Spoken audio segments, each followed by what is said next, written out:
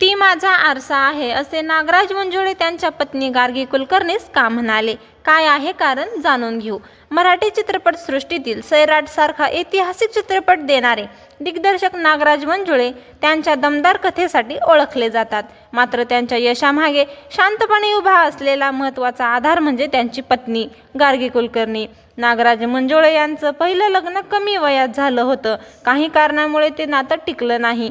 2017 मध्ये त्यांनी गार्गीसोबत लग्न करून नवी सुरुवात केली. अहिल्यानगरच्या गार्गी कुलकर्णी यांना साहित्य, भाषा, वाचनाची विशेष आवड. त्या कविता लिहितात आणि चित्रपट निर्मिती क्षेत्रातही सक्रिय आहेत. एका मुलाखतीत नागराज मंजुळे यांनी भावुक होऊन म्हटलं होतं, मी जे काही सर्जनशील काम करतो त्यात गार्गीचा मोठा वाटा असतो. ती माझा आरसा आहे. त्यांच्या या वाक्यात दोघांमधील विश्वास आणि नात्यांची ताकद स्पष्ट दिसून येते. नागराज आणि गार्गी यांनी मिळून आटपाट प्रोडक्शनची स्थापना केली असून अनेक दर्जेदार चित्रपटांची निर्मिती केली आहे. आज नागराज मंजुळे यांच्या यशस्वी कारकिर्दीमागे त्यांच्या मेहनतीसोबतच गार्गी कुलकर्णी यांची साथ आणि विश्वास ही तितकीच मानली जाते.